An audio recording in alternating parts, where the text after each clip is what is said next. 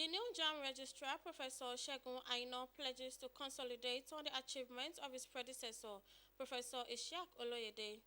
Over 3,000 market men, women in Ijebuland benefit from support grants by the governorship candidates of All Progressive Congress in the 2027 general election. Senator Olamilekan Solomon. Pleasant good evening to you and welcome to the 7 p.m. news coming to you from my Heritage station. I am Fatima Hassan. Thank you for joining us tonight. The newly appointed Registrar and Chief Executive of the Joint Admission and Matriculation Board, JAMB, Professor Segun Aina, assumes duty with a pledge to consolidate on the achievements of his predecessor, Professor Ishaq Oloyede Olayinka Ojo, as the details. It is a new dawn for the Joint Admissions and Matriculation Board, JAMB, as a core member who served about 20 years ago at JAMB is now the registrar of the board. He is no other than Professor Segun Aina, who says he will build on the good works of his predecessor, who digitized the board admission process, bringing fairness, equity, integrity, and transparency to the system. He added that the credibility of any institution rests on strong values, effective systems, and strategic partnerships. Our approach is going to be methodical. We're going to listen more, observe more, interrogate the systems more as they exist, and try to methodically walk through consolidating the gains that have been made and slowly building upon them. Making reference to his 5 cardinal principles of welfare, discipline, technology, transparency, and networking, the former registrar of JAMB, Professor Ishaq Oloyede, expresses confidence in the ability of his successor to sustain and improve on the board's achievements. He noted that institutional development is a continuous process, and every achievement provides the foundation for greater progress. This is why discipline is incontestable as a cardinal principle of JAMB operation, and that accounts for the well-known remittances of scores of billions in operational surpluses to the government treasury. Professor Segun Aina is a Nigerian computer engineer, entrepreneur, and public administrator. He assumes office as the 6th Registrar and Chief Executive of JAMB following his appointment in 2026 by President Bola Ahmed Tinubu. Olayinka Ojo, NTA News.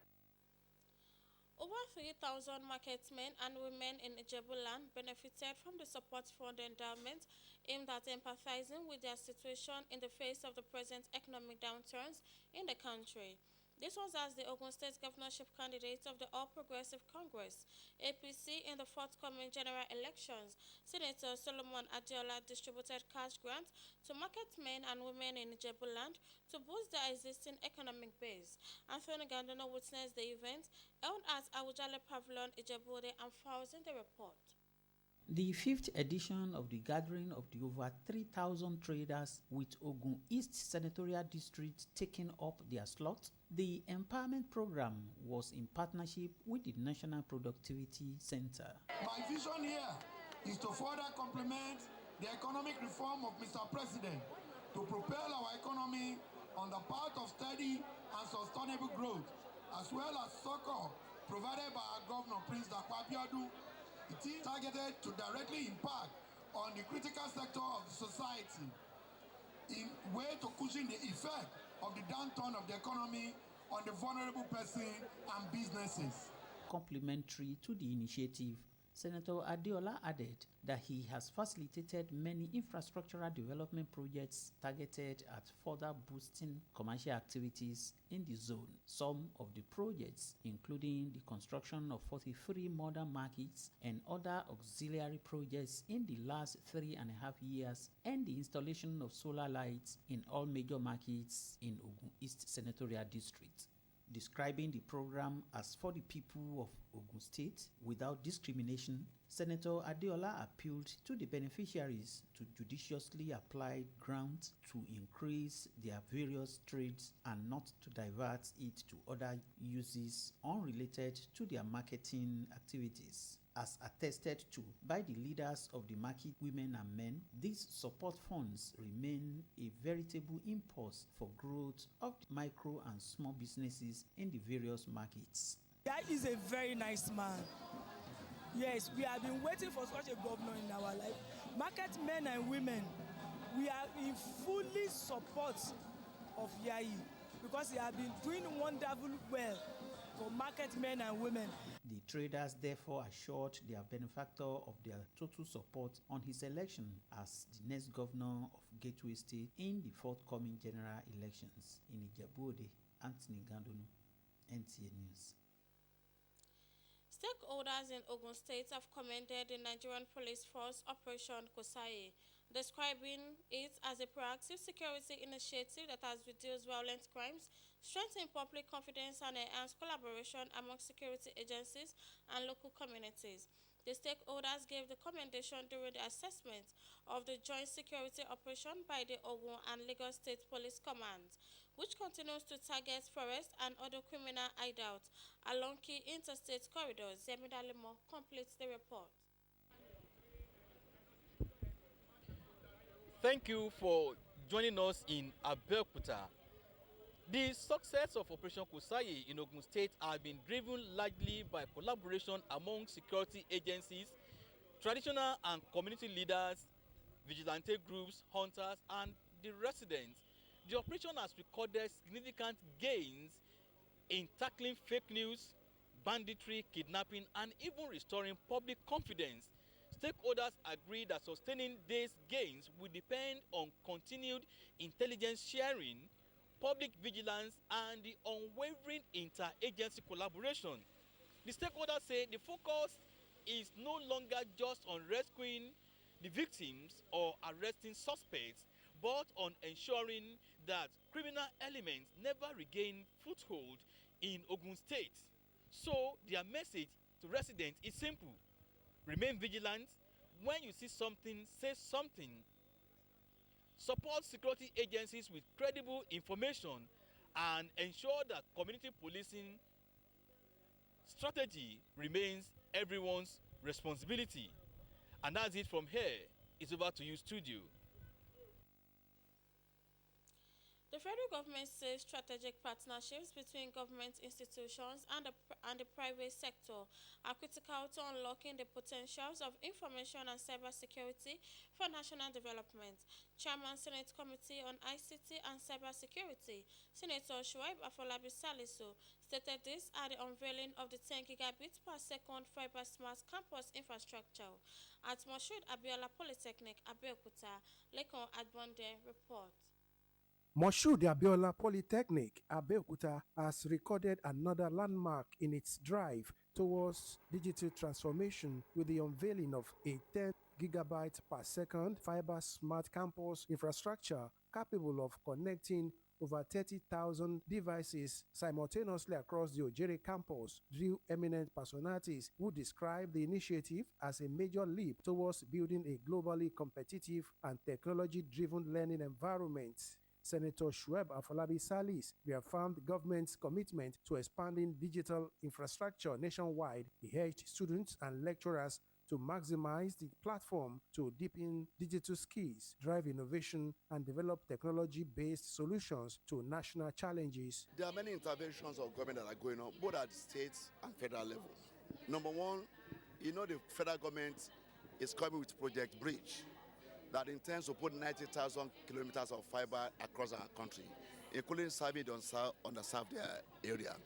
There's also the issue of rural telephony to improve infrastructure. The Oluwo of Owu Kingdom, Oba Professor Saka Adelola Matemilola, expressed confidence that the Smart Campus project would strengthen research, innovation, and technological advancement within the institution. With this, the industry become more confident in relating with the academia and giving the lecturers and institutions research grant for them to also be able to carry out the lecturers carry out the research. We have people who have skills within Nigeria, we have people who have talents, but however there is infrastructural gap. And all of these things, incubation that they have is not available for them. That is why we're trying to ensure that we have infrastructures in place for students to be able to learn and adapt to whatever it is they are learning technologically. For this beautiful opportunity, it's also further propelled this polytechnic as one of the global entity. The infrastructure is widely regarded as a transformative investment that delivers one of the fastest internet ecosystems in any Nigerian tertiary institution, opening new frontiers for innovation, research, and global academic collaboration. In Abeokuta, Lekon Agmode, NTA News. We'll be right back after the break. Please stay with us.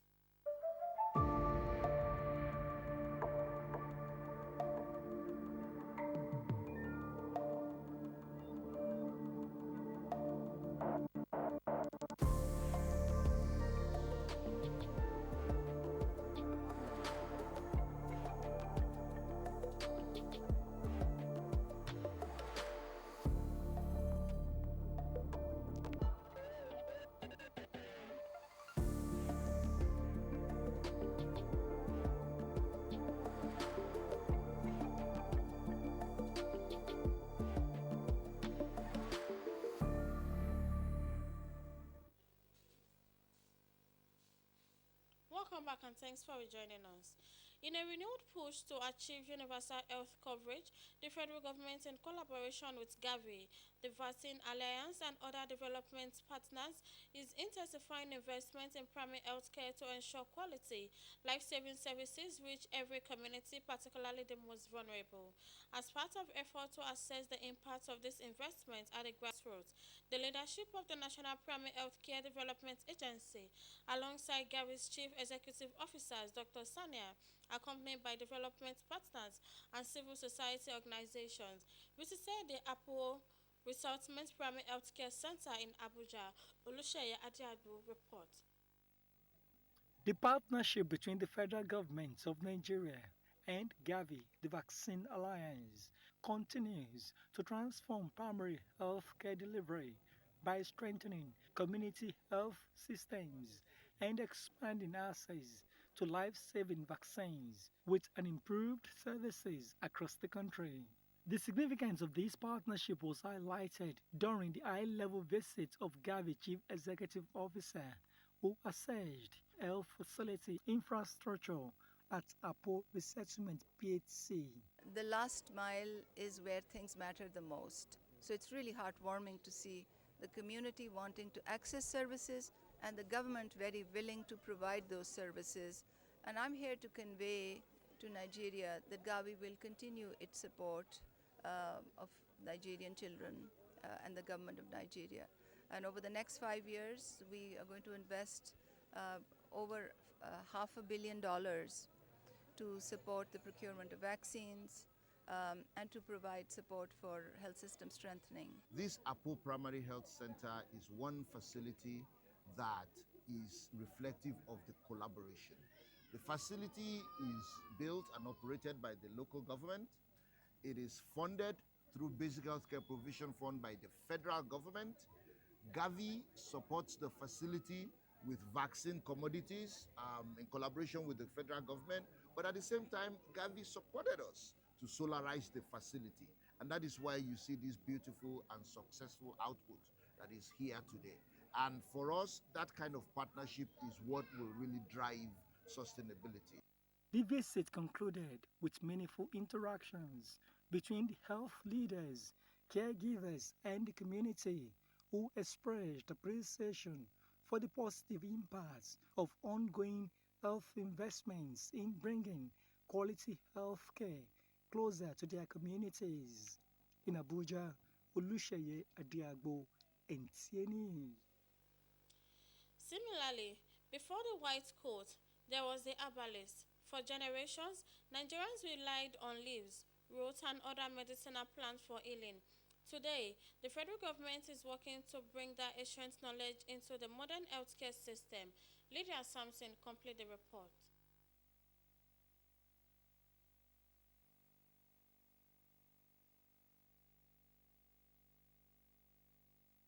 Let us therefore come together to increase investment in eye care in order to develop sustainable eye care systems, promote research, and develop and increase access to quality eye care services.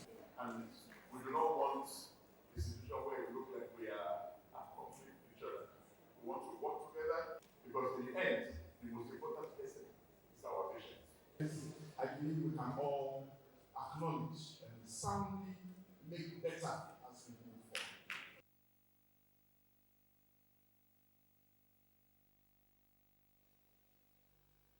That'll be all for tonight. Join us next week for more interesting stories. Have a wonderful weekend. Bye.